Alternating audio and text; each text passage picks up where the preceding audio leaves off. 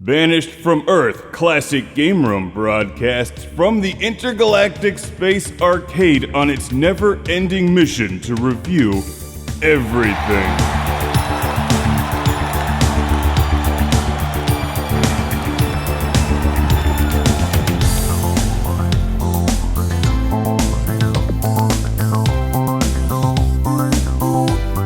Welcome to Classic Game Room. This one will look familiar if you've played any of the GTA games on PlayStation 2. It's Smuggler's Run on the PS2. Enjoy.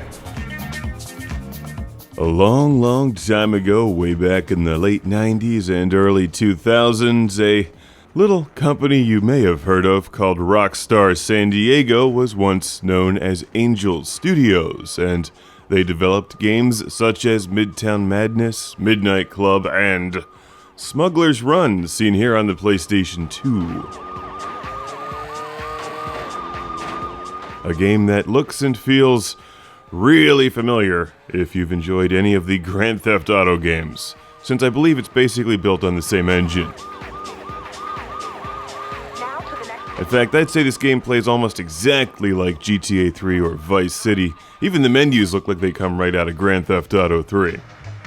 Or was it the other way around? This actually predates it by a year. Faster! They always shout that at you, don't they?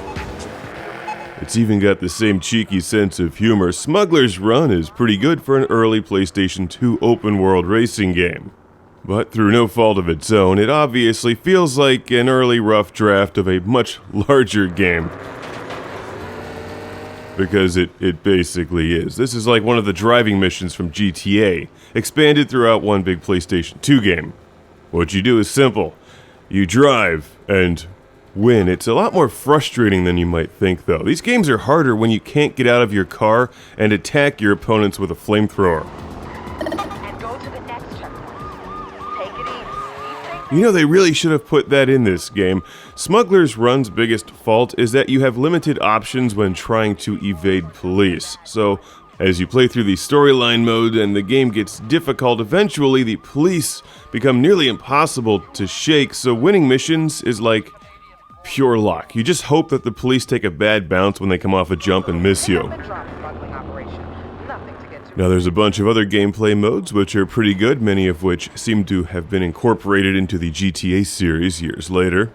And the fact that you can find Smuggler's Run for less than $5 these days makes it pretty appealing if you enjoy the driving missions in the older Grand Theft Auto games. Hurry, baby. Next pickup.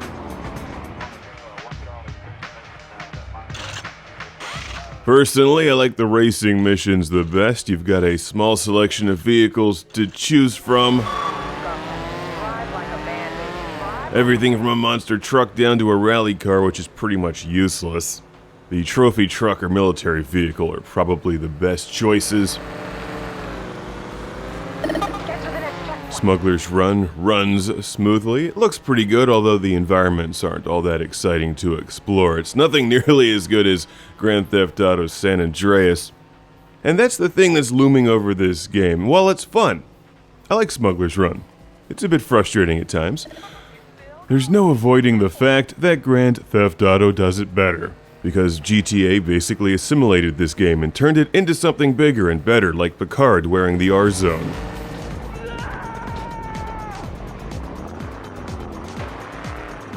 You can smash up RVs and run over hikers and knock animals out of your way. It's like an appetizer before you enjoy Grand Theft Auto 3.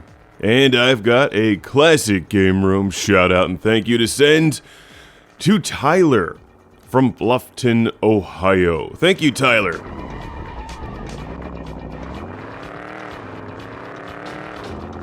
Running over animals and hikers never gets old. Thanks for sending Smuggler's Run and Smuggler's Run 2 to the show. Review of that game coming soon. Stop your car now.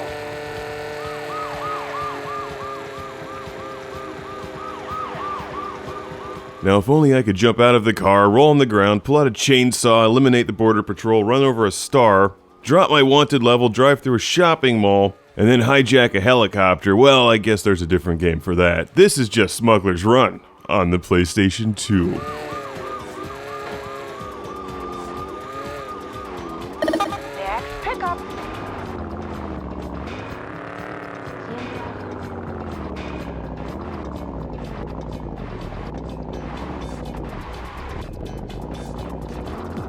What can I say?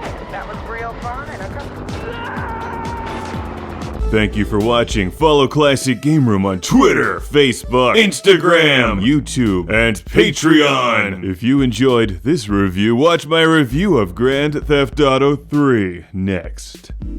Welcome to the club. It's the Lord Carnage Club, where I give thanks to these backers on Patreon, starting with Jeff Captain Dauntless Breyer, Ohad Kane, Jack Stavros from Australia, Philip Michael Stiles of Ortona, Philip Straubenmuller of Vienna, Austria, Landon Ellerby, Justin Duran from Palm Desert, California, Steve Chucknick from New Jersey, Sean Zoltek, Rick DeBarros, Pimp Trex, Al Stiver, Chip Sankvale, Shadow Minion for Lord Carnage, Busy Signal, Jason from Kamloops, British Columbia, Will, Zach Brenner, Sergio, Matthias Hergert, Jim Moriarty, Rob from Palmerston North, New Zealand, Kid Shuriken, Soft Otaku. See you next time on Classic Game Room Mark III.